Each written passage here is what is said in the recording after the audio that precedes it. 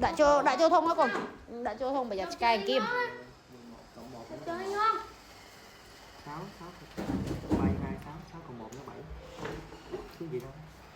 Nhớ luôn á. Ủa nhớ mặt rồi. Lớp 8 Lớp 8 đó trời. Lớp 2 tập 1 phải không?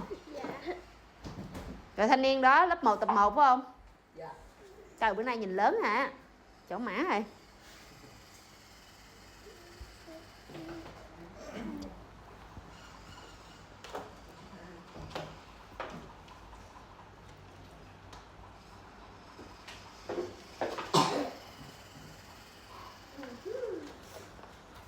Cô Gia Thoáng á.